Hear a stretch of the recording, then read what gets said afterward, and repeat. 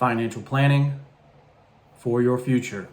I'm Nate, I'm the FitfutureMD. Shop at Ensorsale.com. Pick you up a cool inspirational t-shirt today. Use code FitfutureMD for 20% off if you're interested. So, this is something that I wish someone had gone over with me, when I was in my teenage years.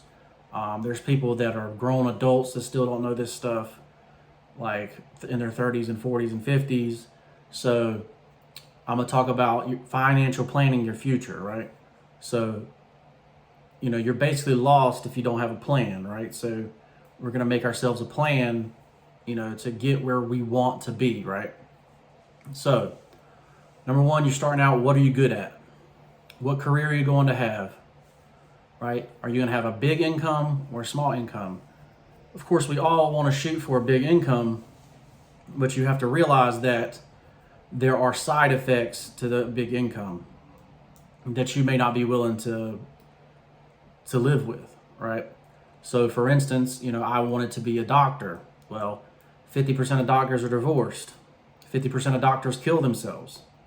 Over 75% of doctors battle depression because of mistakes they've made, right? People die, and you have to see people die, and sometimes it's your fault that they die, right? So, and that's something that I couldn't necessarily live with, so we definitely moved on from that career, right? But I still have all that knowledge, right, that I gained over the years. But, so I thought I was going to have a big income, but that big income, took 10 years to get to, right? So if you're, at the time, a big income to me was $100,000, right? Now $100,000 is nothing. I actually make now what I dreamed of making as a kid. I thought I would be a very rich man if I was making what I'm making now, right? Never in my life would I thought that they would basically triple inflation, right? So, keep that in mind, but money is definitely not everything, right?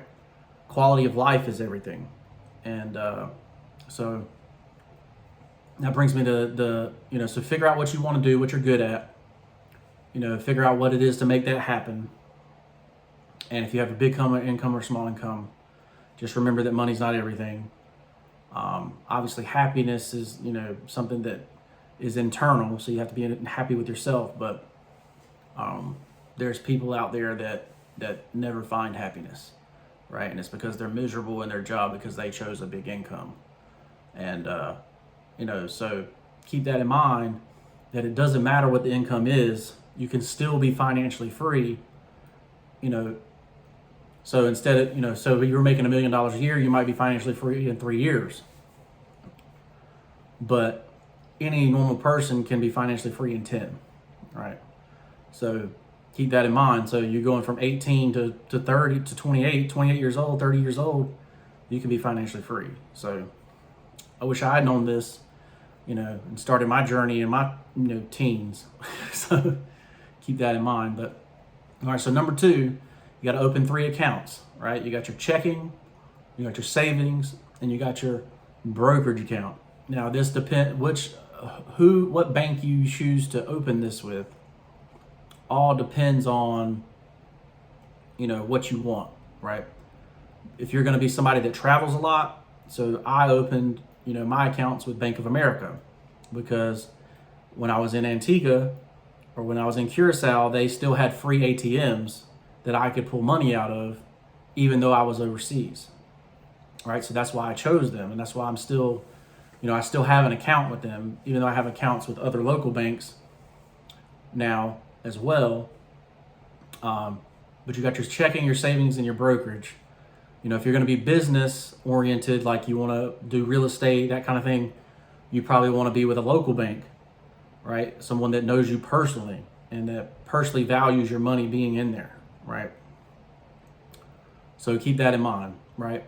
So I have my brokerage account with, it's now Charles Schwab. It used to be TD Ameritrade, right? So Charles Schwab bought TD Ameritrade. And I have that because you basically get, you can purchase shares of things for free. When you sell, you do pay a small fee, but the fee is minimum compared to what E-Trade and all that stuff used to be. It used to be $3.99 a trade or whatever, but now it's 10, 20 cents a trade when you sell, right? So inside your brokerage accounts, you're going to have a Roth IRA, and then you're going to have what's called a non-margin account, right? When you start out, as you start out with no money, you don't want any rules that say, hey, I can't trade multiple times a day the same stock. Like, I don't want any rules coming into play. So I'm going to have a non-margin account. I'm not going to use any debt to trade with, right?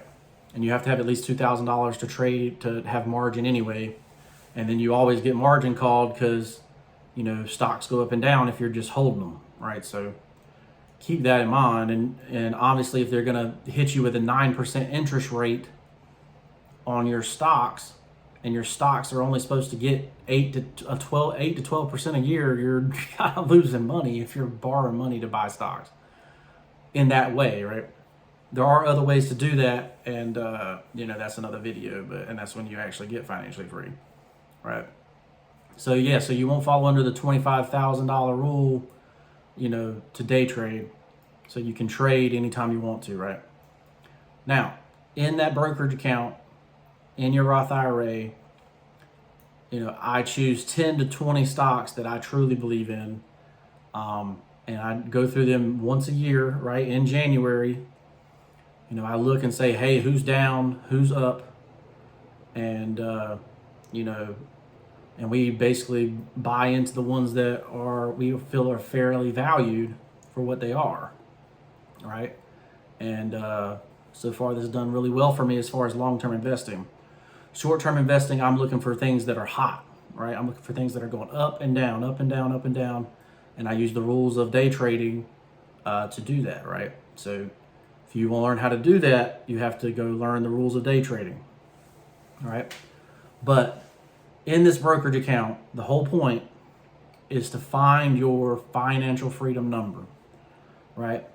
And when you get that financial freedom number, your goal is to get to that financial freedom number as fast as you can, right? As fast as you can humanly stomach, right? So if you can't live on beans and rice, that's fine. I can't live on beans and rice, and that's okay.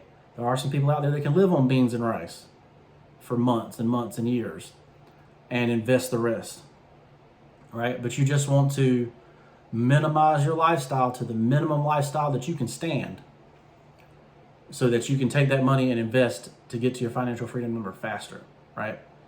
And when you're going from 18 to 28, you basically, I wasted $1,500 a year on cigarettes from that time, right? I wasted $2,000 a year on alcohol, right? If you just cut that and invest it, you'll probably be a millionaire in your 30s, right? If you really think about it, right? I basically teach that, if you're investing 5% of what you make, or, $2,500 a year, if you're making 50K, you basically can be a millionaire in 10 years, right? And that's how I, chose to do it, right? I wanted to prove that regular people that work regular jobs that aren't making over 100K a year can become financially free, right? So this is how you have to live your life, right? You have to know what a checking account is. You have to know what a savings account is. You have to know what a brokerage account is. You have to understand the stock market, what the stock market does. Stock market goes up and it goes down. Over the long run, the group of stocks all go up. But at any given time, a stock can be down, a stock can be up. And you want to take advantage of those ups and downs, right? And they say, blah, blah, blah, you can't time the market, right? Well, you can kind of figure it out, a little bit if you spend, but yeah, if you never look at it and you don't understand the market, of course you can't time the market, right? But yes, no one knows today, right now, this second, is it going to go up or is it going to go down? But you can say, okay, this thing just went down for 6 months. It's probably not going to keep going down another 6 months. Or You could say, oh, this company had, made $8 a share last year and is trading at $17, like SMCI just was. And you'd be like, well, even if it gets delisted, they're still printing money. If you're making $8 a share, $9 a share, obviously that's a buy, right? Even if you lose that money, they get delisted, you lose the money, it's still a no-brainer here, to buy something like that, right? Now, it's not financial advice. It's just what I did, right? I mean, it's just how I saw things, right? But basically, you want to plan for your future, right? You want to say, who am I? What do I plan to be? And how do I live a certain way where I'm not getting destroyed by debt, right? Because if you put yourself into debt, you go out and buy a $45,000 truck, a $50,000 truck, and you're making $700 a month payments instead of making a $700 a month payment to your investment accounts so that you don't have to work ever again, that's not smart, right?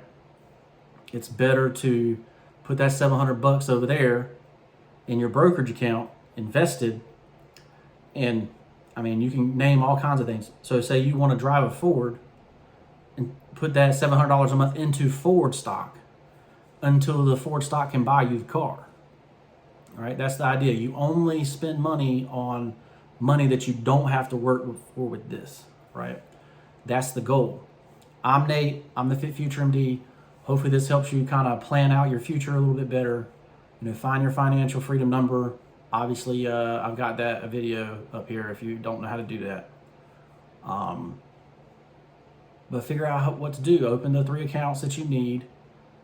And let's get investing for your financial freedom future. I'll see you in the next one. Like, comment, subscribe. Share this video with somebody that needs it. I need y'all to start sharing this video with people. Help me out. Let's run this algorithm up. Let's help more people. That's the whole reason I'm doing this, is because I know, everyone I know from where I came from does not know about this kind of stuff, right? So, I had to go be $300,000 in student loan debt to figure it out. So share this video with somebody that needs it, please. And we'll see you in the next one. Peace.